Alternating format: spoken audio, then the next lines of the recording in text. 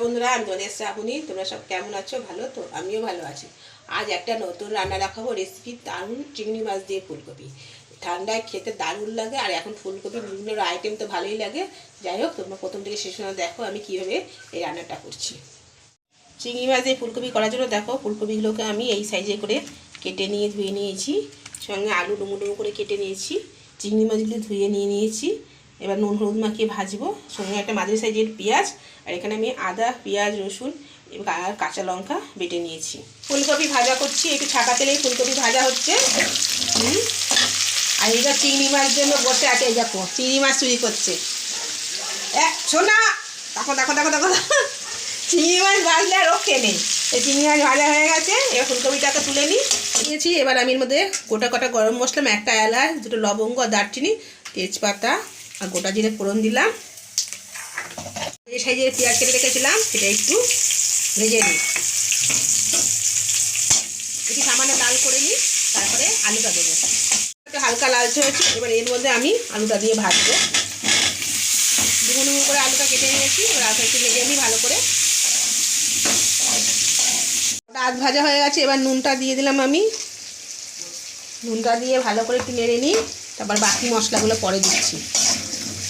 আদা রসুনটা বেটে রেখেছিলাম, এর মধ্যে আমি 1 চামচ ধনের গুঁড়ো দিয়ে দিলাম, লাল লঙ্কার গুঁড়ো 1/2 চামচ, গুঁড়ো 1 চামচ, 1 চামচ কালারের জন্য, আর হলুদ পরিমাণ মতো হলুদ দিলাম, নিচ্ছি দিয়ে দিলাম, দিয়ে ভালো করে আমি মশলাটা আগে ভেজে নিই। এবার এই যে hot chilli sauce, tomato sauce দেবো, এতে টেস্টটা কিন্তু আরও দারুণ হবে। 1 চামচ আমি এই চিলি সসটা দিয়ে দিলাম।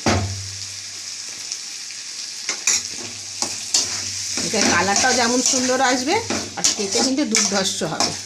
এবার আমি ভাজা চিংড়ি মাছের মধ্যে দিয়ে নেড়ে নিই, তারপরে ফুলকপিটা দেবো। এবার আমি ফুলকপিটার মধ্যে দিয়ে দিলাম, ভালো করে নিই। কালারটা দেখো অসাধারণ চলে এসছে। ভালো না কালারটা? বল বল একটু মুখে, কোনো কথা নেই এখন। আর আমি জলটা দিয়ে দিই,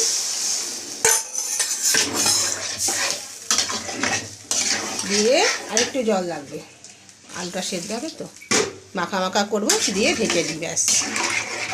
এবার তরকারিটা দেখি, দেখো তরকারিটা কমপ্লিট হয়ে গেছে, দেখি বুঝতে পারছো পুরো মাখা মাখাই রেখেছি, আর কালারটা একদম অসাধারণ এসছে।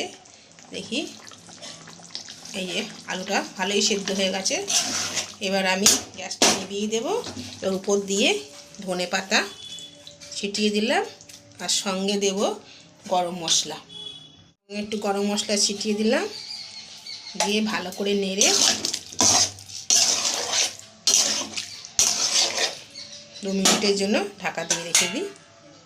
ঢাকা দিয়ে দেখাচ্ছি।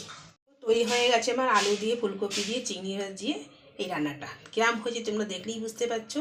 দেখলেও যেমন অসাধারণ, খেতেও কিন্তু সত্যি খুবই অসাধারণ। তাই শীতে এরকম একটা রেসিপি পেলে আর গরম গরম ভাতের সাথে আর কিছু লাগবে না। তাই দেরি না করে বন্ধুরা বাড়িতে ট্রাই করে অবশ্যই কমেন্ট করে জানাবে কেমন হয়েছে। আর নতুন যারা, সাবস্ক্রাইব করে বেল আইকনটা প্রেস করতে ভুলো না। পুরোনো বেশি বেশি করে শেয়ার করে দেবে, যাতে সব ভিডিওগুলো তোমাদের কাছে ঠিক টাইমে পৌঁছে যায়। সবগুলো দেখার জন্য ধন্যবাদ।